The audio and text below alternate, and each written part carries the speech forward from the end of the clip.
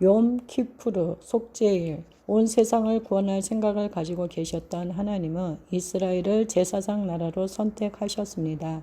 그들은 욤 키푸르의 대제사장 아론이 자신과 자신의 집을 위해 먼저 속죄해야 했던 것처럼 자신의 죄에 대해 속죄하였습니다. 그리고 닷새 후인 장막절에는 온 세상 민족들을 위해 속죄하였습니다. 이런 방식으로 제사장 나라의 이스라엘 민족이 속죄한 후 차례로 세상의 남은 자들을 위해 속죄하였습니다. 이스라엘의 속죄일, 이번 장에서는 흥미진진한 다음 약속 시간을 살펴볼 것입니다.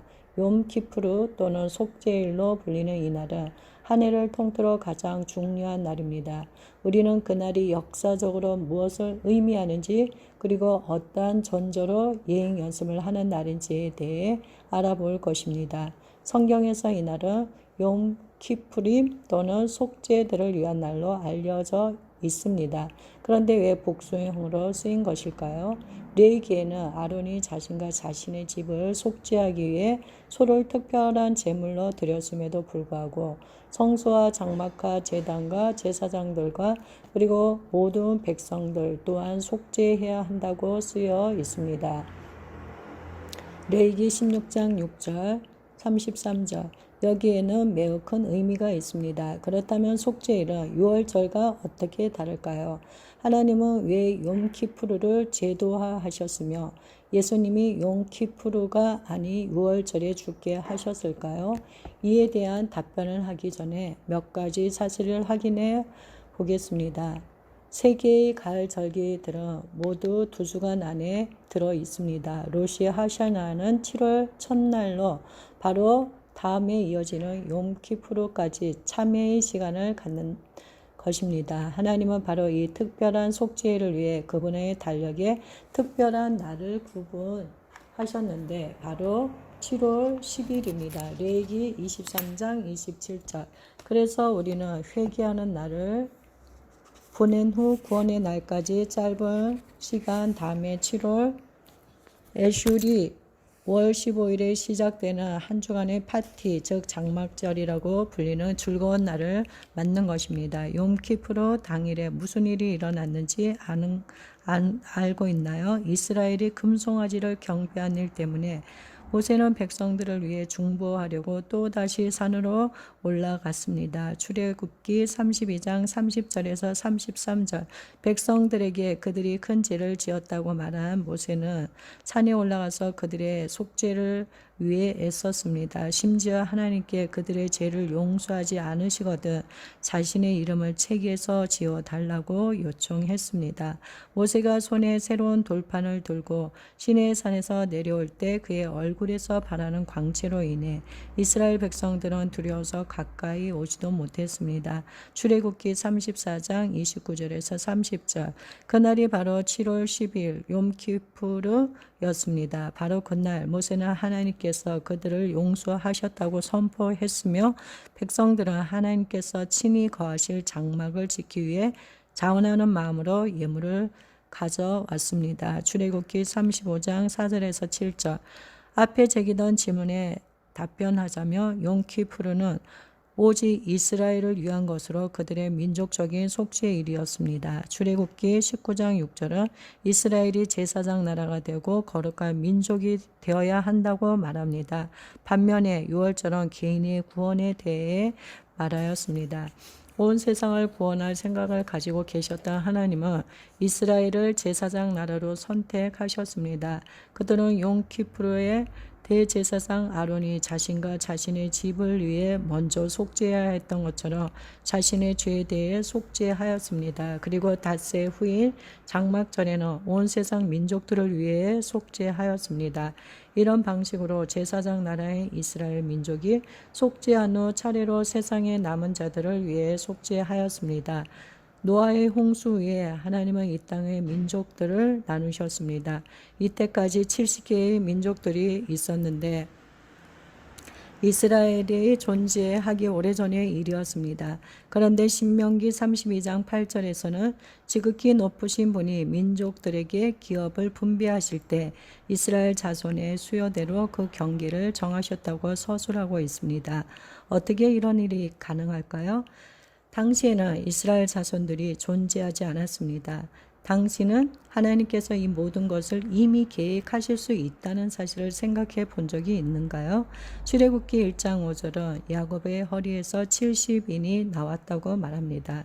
그리고 매년 이스라엘의 민족적 속죄일 닷새 후인 장막절에 하나님은 이스라엘에게 정확히 70마리의 소를 바치라고 말씀하셨습니다. 민수기 29장 13절에서 32절. 마귀가 얼마나 영리한지 생각해 보세요. 그는 이방 민족들을 몰고 와서 하나님이 그들의 속죄를 위해 사용하셨던 바로 그 성소를 파괴하게 만들었습니다. 만약 이방 민족들이 성전에서 자신들을 위해 무슨 일이 이루어지는지 알았다면 그것을 파괴하는 대신 성전 주위를 둘러싸고 보호했을 것입니다. 마태복음에서 양과 염소들을 분리할 때 그들이 개인이 아니라 민족들이었던 것이 바로 이 때문입니다. 마태복음 25장 31절에서 33절. 하나님께서는 희년이 되어 그날을 기념하여 나팔을 부는 날이 바로 용키푸르임을 말씀하시며 50년을 세워서 그 땅 전체에 자유를 선포하라고 하셨습니다. 레위기 25장 9절에서 10절. 아론이 염소 2마리를 취해서 성막문 여호와 앞에 드리는 날이 바로 용키푸르입니다. 레위기 16장 6절에서 11절. 그는 2개의 제비를 뽑는데 하나는 속죄를 위해 하나는 여호와를 위해 뽑습니다. 여호와를 위해 제비 뽑힌 염소는 희생 제물로 바쳤습니다. 이스라엘은 여호와를 위해 뽑은 제비가 아론의 오른손에 있으면 좋은 징조라고 믿었습니다. 다른 염소는 속죄를 위해 산채로 광야로 보내집니다. 모든 민족들의 죄를 머리에 짊어진 염소가 당신의 나라에 나타난다면 어떻겠습니까? 심지어 그 염소가 당신의 나라에 눌러 앉거나 도시로 다시 돌아온다면 어떻겠습니까?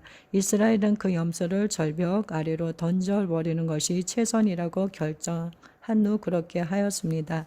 역사적으로 그들은 홍색 실을 그 속죄 염소의 뿔 한쪽에 묶고 또 다른 홍색 실을 성전 문 하나에 메었습니다. 많은 기록에 의하면 그들이 염소를 절벽으로 던졌을 때 성전 문에 메어 놓은 홍색 실이 흰색으로 변하는 기적이 일어났으며 그것으로 제사함을 받았다는 것을 알았다고 합니다. 이것은 너희 죄가 주홍 같을지라도 눈과 같이 희어질 것이라는 이사야 1장 18절에 근거한 것입니다.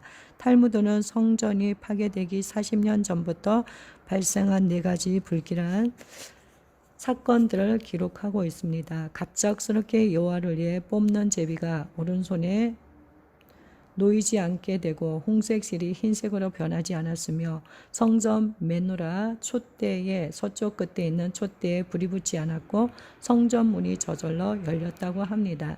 이러한 사건들이 예수님께서 돌아가실 무렵인 주후 30년경에 일어났다는 것은 참으로 믿기 힘든 사실입니다. 요세푸스도 이 사건들을 기록했습니다. 그에 따르면 성전의 문은 노쇠로 만들어졌고 높이가 75피트에 엄청 무거워서 20명의 장정들이 있어야 열고 닫을 수 있었다고 합니다. 심지어 그 문은 커다란 돌에 걸쇠로 고정되어 있었습니다. 그런데 그 문들이 한밤중 제6시에 저절로 열렸다고 합니다. 그는 또한 어리석은 사람들은 그것을 길조라고 생각하는 반면 시각 있는 사람들은 문이 열림으로써 안전의 구멍이 뚫린 것이며 적에게 유리해진 것임을 알았다고 기록하였습니다. 이 해석은 스가랴 11장 1절에 근거합니다. 레바논아 내 문을 열고 불이 내 백향목을 사르게 하라. 아울러 요세푸스는 그 시간이 6월절 주간의 밤 제6시였다고 기록하고 있습니다. 더 놀라운 사실은 그때가 바로 빌라도가 유대인들에게 보라 너희 왕이로다 라고 말하자 그들이 없이 하소서 그를 십자가에 못 박게 하소서 요한복음 19장 14절에서 15절 라고 외친 시간이었다는 것입니다. 용키프루의 자유가 선포되었다는 사실을 기억하십시오. 성경의 달력에서 가을 절기들 이전 달은 엘룰월로 회개의 달이자 가을 절기들을 준비하는 기간으로 알려져 있습니다. 세례요한은 엘룰월 첫날에 예수님께 세례를 베풀었고 그 후에 예수님은 광야에서 40일을 지내셨습니다. 그런데 욤키프루까지가 40일이었습니다. 그러므로 예수님이 나사렛에 오셔서 회당 안에서 이사야 61장을 읽으신 때는 절기 중이었습니다. 주의 성령이 내게 임하셨으니 이는 가난한 자에게 복음을 전하게 하시려고 내게 기름을 부으시고 나를 보내사 포로된 자에게 자유를, 눈먼 자에게 다시 보게 함을 전파하며 눌린 자를 자유롭게 하고 주의 은혜의 애를 전파하게 하려 하심이라. 그 주님은 책을 덮고 다음과 같이 말씀하셨습니다. 이 글이 너희 귀에 응하였느니라. 사실상 예수님은 용키프루의 희년을 선포하신 것입니다. 누가복음 4장 1절에서 2절, 누가복음 4장 14절에서 21절, 그 다음에 무슨 일이 일어났는지 확인하면 참으로 놀랄 것입니다. 회당에 있는 자들이 이것을 듣고 다 크게 화가 나서 일어나 동네 밖으로 쫓아내어 그 동네가 건설된 산 낭떠러지까지 끌고 가서 밀쳐 떨어뜨리고자 하되. 누가복음 4장 28절에서 29절. 이 구절이 왜 놀라운지 아십니까? 그날이 욤키프루였고 사람들이 절벽으로 밀어버리려 했던 속죄의 양이 바로 주님이셨기 때문입니다. 그러나 그분의 때가 아직 아니었습니다. 그분이 이사야서를 인용하실 때 문장 중간에 잠깐 건너뛰신 것을 주목하십시오. 이사야 61장 2절은 여호와의 은혜의 해, 다음에 우리 하나님의 보복의 날을 언급하고 있습니다. 그렇다면 그것은 무엇을 의미할까요? 예수님께서 오셨을 때는 단지 여호와의 은혜의 해를 선포하는 시간이었고 보복의 날은 이 시대를 위해 보류된 것이었습니다. 계시록에 나타난 용키프루. 잠시 되돌아가서 다시 욤키프루 예식을 살펴보도록 하겠습니다. 레위기 16장은 대제사장이 거룩한 세마포 겉옷을 입고 속옷과 허리띠를 착용하며 세마포 간을 쓰고 희생 제물을 드려야 한다고 말하고 있습니다. 레위기 16장 3절에서 5절, 온갖 피를 흘리는 희생 제사를 수행하면서 새하얀 세마포를 입는 것이 가능하다고 생각하나요? 우리는 계시록 19장 8절을 통해 하얀 세마포가 의로움을 상징한다는 것을 압니다. 이제 속죄 예식을 살펴보면서 요한계시록 안에서 임박한 예행 연습의 주제들을 찾아보도록 하겠습니다. 먼저 대제사장은 여호와 앞에 있는 제단의 불을 향로에 담은 후 그 손에는 곱게 빻은 향을 가득 들고 지성소로 들어갑니다. 레위기 16장 12절에서 15절. 그 다음에는 향에 불을 놓아 향년이 시은 자를 덮어 자신이 죽지 않도록 합니다. 그리고 황소의 피와 염소의 피를 가져다가 시은 자 속죄소 위에 7번 뿌립니다. 우리는 성경을 통해 우리의 기도가 향년과 같다는 사실을 알고 있습니다. 시편 141편 2절. 아울러 성막이 하늘에 있는 것의 모형이라는 사실도 기억하고 있습니다. 그러므로 지상의 성막에서 일어나는 일이 동시에 하늘에서도 일어납니다. 계시록 6장에서 5번째 봉인을 열었을 때 요한은 하늘의 제단 아래에 하나님의 말씀과 자신들이 가진 증거 때문에 죽임을 당한 자들의 영혼들을 보았습니다. 그들은 다음과 같이 부르짖었습니다. 거룩하고 참되신 대주제여, 땅에 거하는 자들을 심판하여 우리 피를 갚아주지 아니하시기를 어느 때까지 하시려 하나이까. 그들은 복수의 날이 시작되기를 원하고 있습니다. 그러나 그들은 흰 두루마기를 받고 잠시 동안 쉬라는 말을 듣습니다. 요한계시록 6장 9절에서 11절. 계시록 8장에서 우리는 금향료를 가진 천사가 와서 제단 옆에 서 있는 것을 봅니다. 또 다른 천사가 와서 제단 곁에 서서 금향료를 가지고 많은 향을 받았으니 이는 모든 성도의 기도와 합하여 보좌 금제단에 드리고자 함이라. 향년이 성도의 기도와 함께 천사의 손으로부터 하나님 앞으로 올라가는지라. 천사는 향로의 제단에 불을 담아 땅에 쏟습니다. 그 다음에 7 나팔을 가진 7 천사가 나팔을 불 준비를 합니다. 계시록 8장 3절에서 6절. 오늘날 욤키푸르를 지킬 때 예식에 참여하는 모든 사람들은 흰옷을 입습니다. 심지어 대제사장도 화려한 겉옷을 벗고 온통 하얀 세마포 옷을 입은 채 희생 제물에 피가 튀게 해야 합니다. 이사야 63장에는 에돔에서 오는 이 누구며 붉은 옷을 입고 보스라에서 오는 이 누구냐? 그의 화려한 의복 큰 능력으로 걷는 이가 누구냐? 어찌하여 내 의복이 붉으며 내 옷이 포도즙 틀을 밟는 자 같으냐? 이사야 63장 1절에서 2절라고 기록되어 있습니다. 그의 옷에 온통 피가 튀었다는 것입니다. 그리고 메시아께서 홀로 포도주 틀을 밟았다고 말씀하십니다. 그분은 계속해서 그분의 옷에 피가 튈 때까지 분노와 진노함으로 그들을 짓밟을 것이라고 말씀하십니다. 그분의 의복은 완전히 얼룩질 것인데 이는 내 원수 갚는 날이 내 마음에 있고 내가 구속할 해가 왔다는 것이다. 이사야 63장 3절 4절. 이것이 바로 메시아께서 피의 보수자로 계수록의 제단 아래에 있는 영혼들을 포함하여 무죄한 피를 갚는 보수자로 대제사장처럼 오실 때의 욤키푸르 사건들이란 것을 알면 참으로 놀랍습니다. 그분이 포도즙들을 밟으시는 것을 주목하십시오. 가을 절기들은 7월에 있는데 이때는 포도를 수확하는 때입니다. 이것이 바로 계시록 14장 18절에서 천사가 내 예리한 낫을 휘둘러 땅에 포도송이를 거두라. 그 포도가 익었느니라는 말을 듣는 이유입니다. 하나님은 이것이 우리에게 단순하기를 원하셨는데 우리가 교리들로 매우 복잡하게 만들었습니다. 예수님은 마태복음의 비유에서 단순하게 밭이 세상이고 좋은 씨는 천국의 아들들이며 가라지는 악한 자의 아들들이라고 말씀하셨습니다. 마태복음 13장 38절에서 39절. 이어서 그분은 가라지를 뿌린 원수는 마귀이며 추수는 세상 끝날이고 추수꾼은 천사들이라고 말씀하셨습니다. 이것이 바로 모든 절기가 추수절기인 이유입니다. 고대 이스라엘은 농경사회였기 때문에 출애굽기에서 이스라엘이 하나님께로부터 1년에 3번씩 약속된 시간에 하나님 앞에 나오라는 말씀을 들었습니다. 첫 번째가 보리 추수를 위한 첫 번째 달의 무교절, 세 번째 달의 밀추수를 기념하는 샤부오트 절기, 세 번째가 포도 추수를 하는 연말의 수장절입니다. 출애굽기 23장 14절에서 16절. 다시 이사야서로 돌아가 63장 3절에서 메시아는 아무도 없는 상태에서 홀로 자신의 옷이 얼룩지게 하십니다.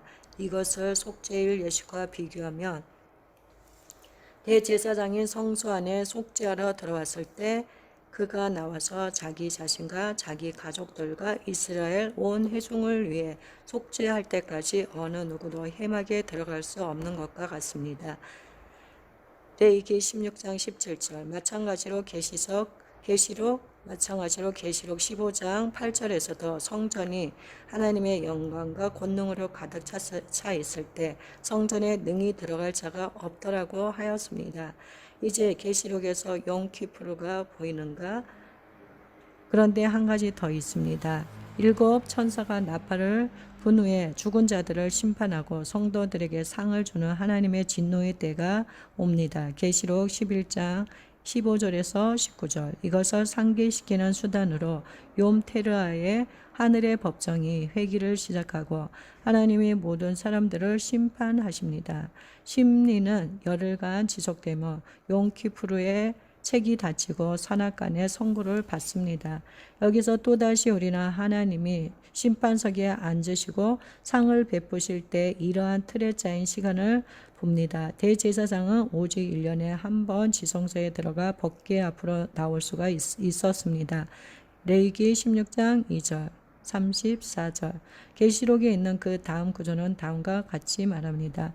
이에 하늘에 있는 하나님의 성전이 열리니 성전 안에 하나님의 언약궤가 보이며 또 번개와 음성들과 우레와 지진과 큰 우박이 있더라. 계시록 11장 20절. 이러한 내용으로 보아 이것이 용키푸르 행사가 아니라며 무엇이겠습니까? 계시록 19장에서 나팔절부터 용키푸르까지 틀로 짜여진 시간에 관해 무엇을 볼 수 있을까요? 이해를 돕기 위해 19장의 구절들을 요약해 보았습니다. 그의 심판은 참되고 의로운지라. 큰 음료를 심판하사 자기 종들의 피를 그 음료의 손에 갚으셨도다. 계시록 19장 2절. 계속해서 그분은 피 뿌린 옷을 입었는데 그의 이름은 하나님의 말씀이다. 그분을 따르는 군대는 백마를 탔으며 모두 희고 깨끗한 세마포 옷을 입었다. 용키풀의 모든 사람이 흰옷을 입었습니다. 마침내 그의 입에서는 날카로운 검이 나와 민족들을 치며 그분은 철장으로 그들을 다스리시고 전능하신 이의 맹렬한 진노로 포도주 틀을 밟으십니다. 계시록 19장 13절에서 15절. 수치가 제거됩니다. 속죄에 해당하는 히브리어는 덮다라는 의미입니다.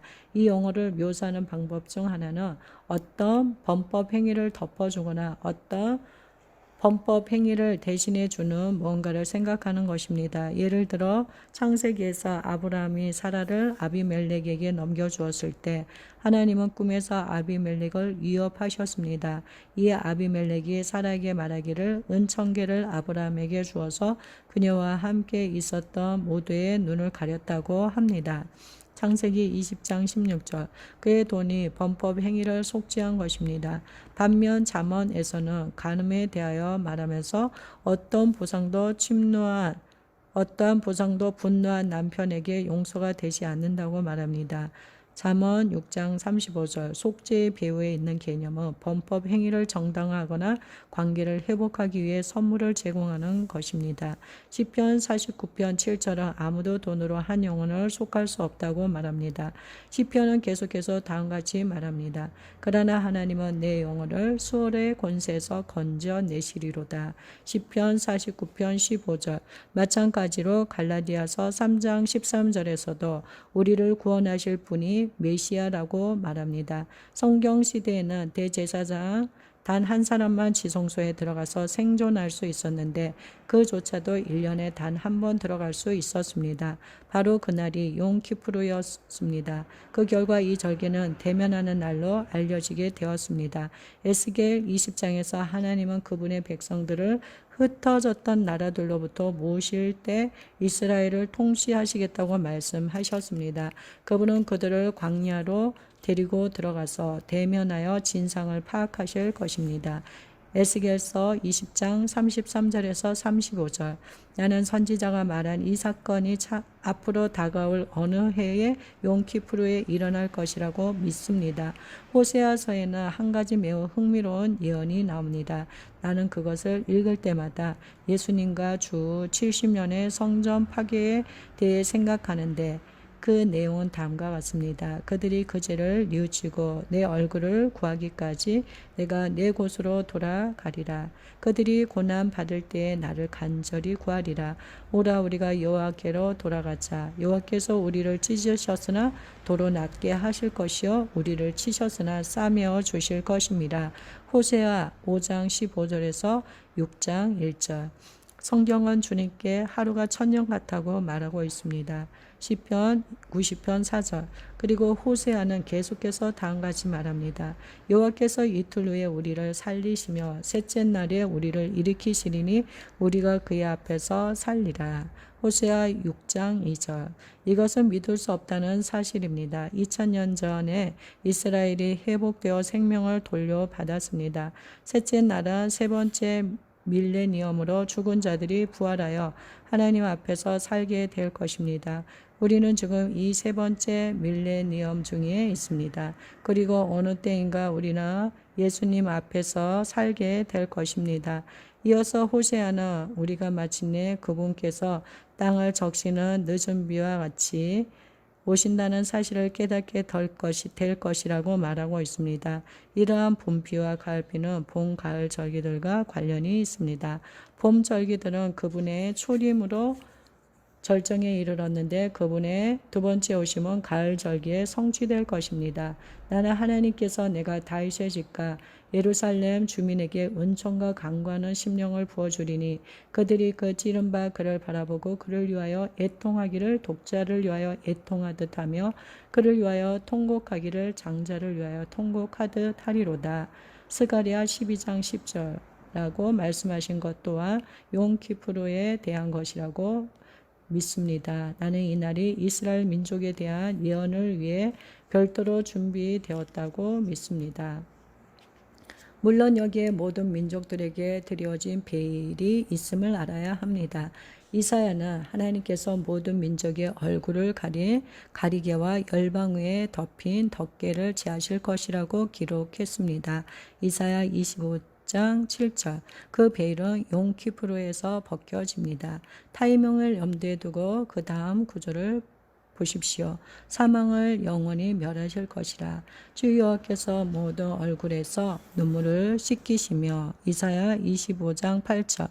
이것은 계시록 21장 4절에 있는 말씀입니다. 계시록 21장은 계속해서 다음과 같이 말하고 있습니다. 보좌에 앉으신 이가 이르시되 보라 내가 만물을 새롭게 하노라 하시고 또 이르시되 이 말은 신실하고 참되니 기록하라 하시고. 계시록 21장 5절. 여기서 모든 점들이 연결되는 것이 보이는가요? 나팔절은 하늘에서 재판길이 시작되어 재판관이 보좌에 앉으시고 책들을 펼쳐지는 날입니다. 용키푸르가 끝날 때 책들이 닫히고 판결이 선고됩니다. 그 다음은 새로운 시작입니다. 요한이 먼저 책에 기록하고 있습니다. 그 다음에 하나님은 보좌에 앉으시고 최종적으로 죽은 자들까지도 심판을 받는데 이는 고린도전서에서 말한 대로입니다.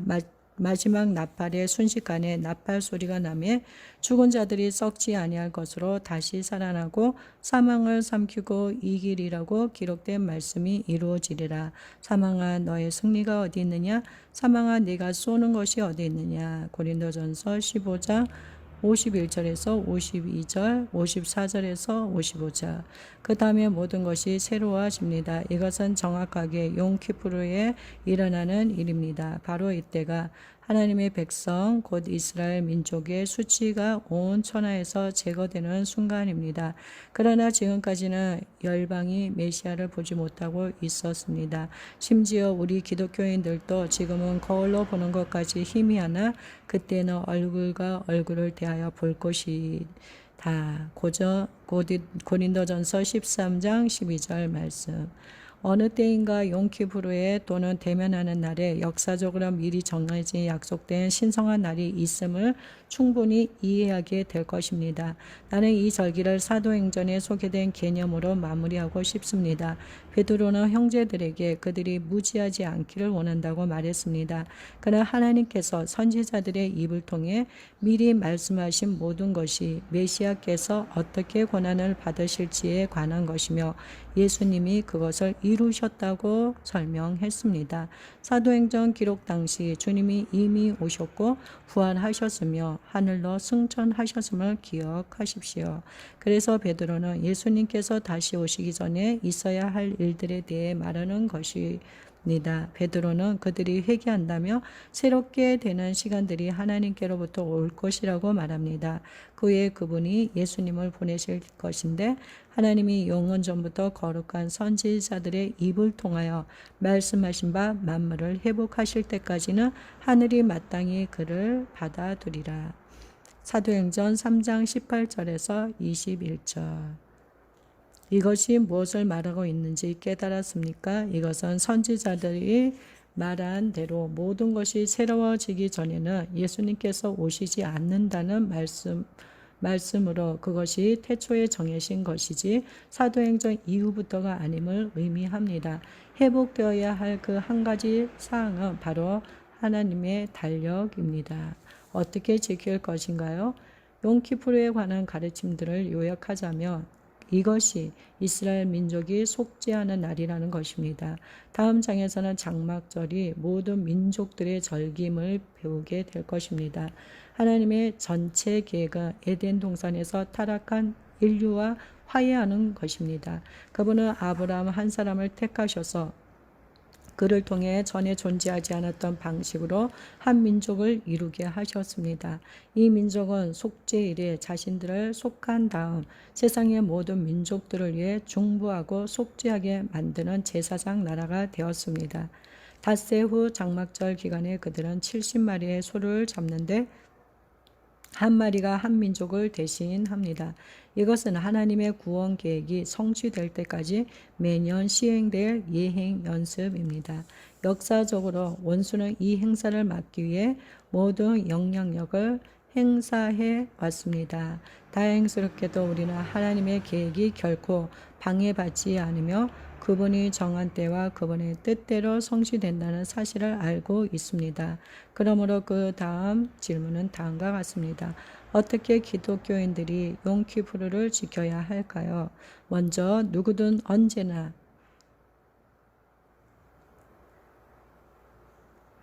용키푸르를 기억하는 것입니다.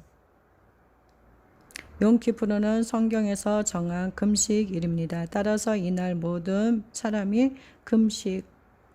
금식하는 날입니다.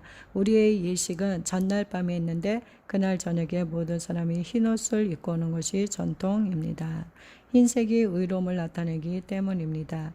예식 중에 우리는 하나님의 거룩하신가 그분의 13가지 성품에 초점을 맞춥니다. 우리는 함께 예배하고 욤키푸르가 무엇을 위한 것인지에 관하여 가르칩니다. 그리고 이스라엘 민족을 위해 기도하며 그들이 토라로 돌아오고 하나님께서 그들에게 맡기신 역할을 완수하기를 기원합니다. 그 다음 우리는 경건하게 떠납니다. 이미 이야기한 대로 나팔절에는 많은 일들이 있을 것이나 같은 해에 모두 일어나는 것은 아닙니다.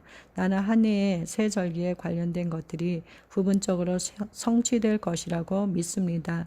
순서대로 한다면 미리 예정된 달력에서 그 다음에 완성될 절기는 나팔절입니다. 야곱의 환란 7년 가운데 마지막 주간이 시작되었다는 경고로서 말입니다. 그 다음에 어느 해인가 이스라엘의 속죄일이 이루어질 것인데 거기서 그들은 하나님을 대면하여 볼 것입니다. 마지막으로 그 다음 절기인 장막절의 성취가 있게 될 것인데 그때 메시아께서 1000년 동안 사람들 사이에 장막을 치실 것입니다.